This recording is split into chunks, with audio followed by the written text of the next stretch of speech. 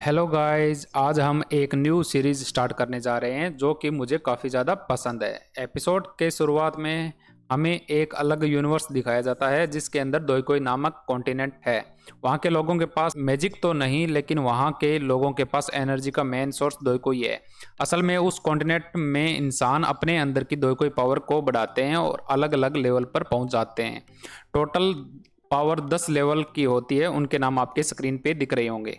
फिर उस कॉन्टिनेंट के अंदर हमें एक जगह दिखाई जाती है जहां बहुत सारे लोग एक टावर के आगे खड़े थे। फिर एक एक करके टावर के पास जाते हैं और अपनी दो कोई पावर चेक करते हैं। फिर हमें दूसरी तरफ दिखाया जाता है कि साउ क्लैन के अंदर साउ क्लैन का हेड, जियाली हाउस का हेड और क्रो सिटी का हेड दिखाई जाते हैं जो कि एक मीटिंग कर रहे होते हैं। असल में जियाली हाउस का हेड ने क्रो सिटी हेड के साथ मिलकर साउ क्लैन के मार्केट को ज़्यादा पैसे देकर अपने साथ मिला लिया था, यानी कि साउ क्लैन के हेड का नुकसान होने वाला था। साउ क्लैन का हेड का नाम साउ जहान था। साउ जहान को इस बात पे बहुत ज़्यादा गुस्सा आ जाता है, लेकिन वो अपने गुस्से पे काबू रख के उसके हाथ में वेडिंग इनविटेशन कार्ड थमा देता है और कहता है कि शाओ यान की शादी नालियान के साथ फिक्स हो गई है, जो कि नाइलान फैमिली से थी। शाओ यान वैसे तो काफ़ी अच्छा ग्रेट वॉरियर था, जो कि अपनी छोटी सी एज में 4 साल में ही मार्शल आर्ट सीख गया था और 11 साल की एज में लेवल 9 तक पहुंच गया था।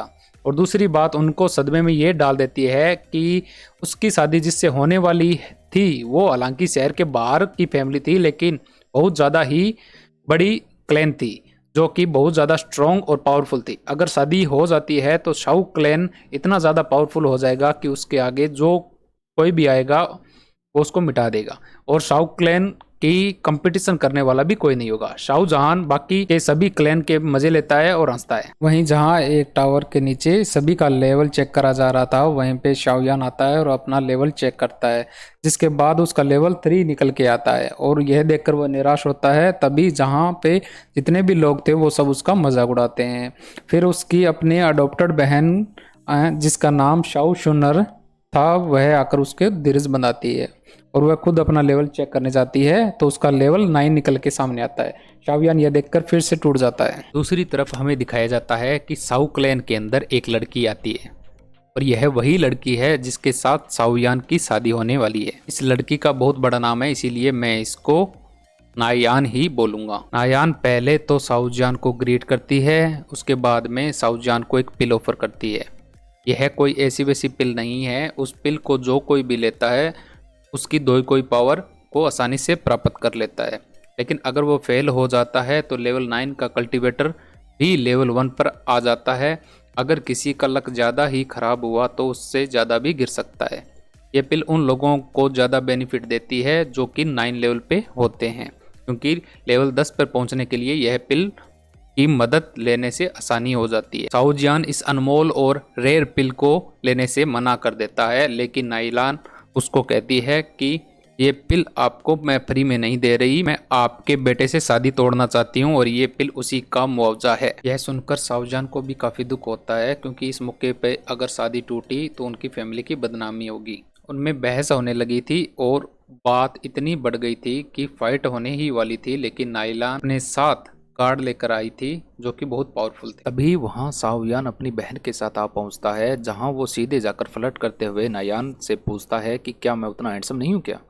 नायान भी उसको बहुत ही सातिर आवाज में जवाब देती है कि हैंडसम होने या ना होने की कोई बात नहीं है, क्योंकि एक समय पर बहुत ताकतवर वॉरियर थे और तुमने लेवल 9 तक को अचीव कर लिया था, लेकिन अब तुम सिर्फ एक लूजर हो जो अपनी शक्तियों को खो चुका है और मैं उस लड़के से कभी शादी नहीं करूंगी जो कि कमजोर हो। अब शाओयान भी काफी समझदार था, इसीलिए वो उसके सामने कहता है प्रॉब्लम से बचने के लिए सिर्फ एक ही तरीका है, शादी के बाद हम डिवोर्स ले लेंगे। अब ओबियसली नाइलान ये सब नहीं करती है कि नायान की परिवार की भी बदनामी होगी। नायान बहुत कहती है कि मैं तुमको ऐसी 3 पिल देने के लिए तैयार हूँ और अगर इतने से भी पेट नहीं भरा तो तुम मेरे शहर में आकर ट्रेनिंग कर सकते हो, जहाँ तुम्हें बेस्ट फैसिलिटी मिलेगी। 3 पिल को हासिल कर शाओ क्लैन काफी ताकतवर हो जाएगी, लेकिन फिर भी शाओयान मना कर देता है। इसीलिए नायान एक डील करती है, मैं तुम्हें 3 साल का टाइम देती हूँ। 3 साल बाद तेरी और मेरी रिंग के अंदर फाइट होगी। अगर मैं जीती तो मैरिज कैंसिल होगी, कि अगर तुम जीते तो मैं पूरी तरह से तुम्हारी हो जाऊंगी। अब शाओयान उस डील को हाँ कर देता है, लेकिन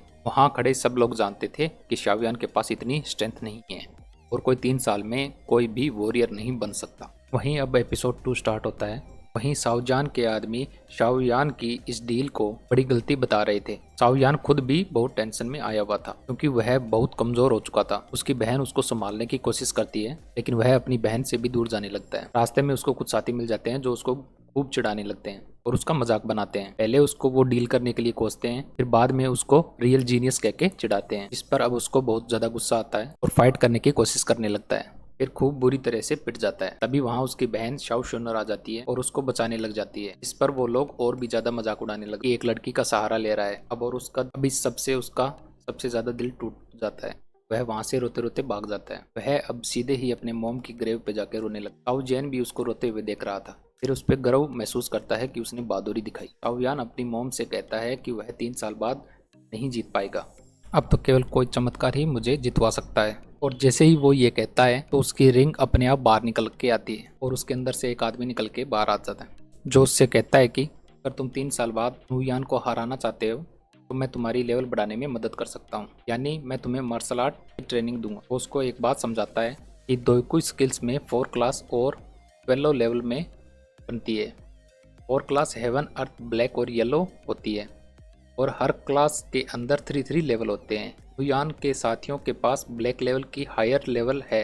अगर तुम चाहते हो तो मैं आपको उससे भी ज़्यादा स्किल सिखा सकता हूँ। अब शाओयान उनकी बात सुनकर खुश होता है लेकिन फिर वो एकदम से रुक जाता है और अपना दिमाग का यूज़ कर उस पर शक करने लग जाता है। क्लास ब्लैक से ज़्यादा शक्तिशाली तो क्लास हेवन है और हेवन की स्किल्स सीखने में तो कई सदियाँ बीत जाती है। ये जरूर ही कोई ठग है। वो अपनी शंका को उनके सामने भी रखता है लेकिन अब वो आदमी उसको अलग अलग तरह की कारनामे करके दिखाता है जिससे शाओयान भी काफ़ी इम्प्रेस हो जाता है और उन्हें अपना टीचर बनाने के लिए रेडी हो जाता है।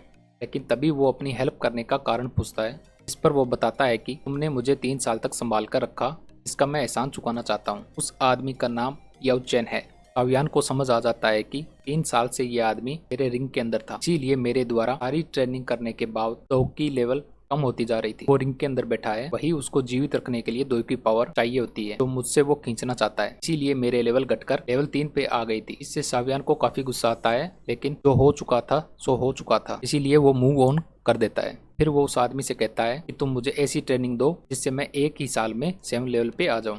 इस पर वो आदमी अग्री कर जाता है लेकिन वो उसको एक पर्चे में अजीब सी सामान लिख कर देता है और कहता है इन सब इंग्रेडिएंट को इकट्ठा करो, अब मैं तुम्हें सिखाऊंगा। अब वो सारे इंग्रेडिएंट बहुत महंगे थे लेकिन कोई चारा ना होने पे वो मान जाता है। वहीं दूसरी तरफ जियाली हाउस के हेड जिसका नाम जियाली बाई होता है, शाओयान की समृद्धि देखकर शाओयान को बहुत कोसता है।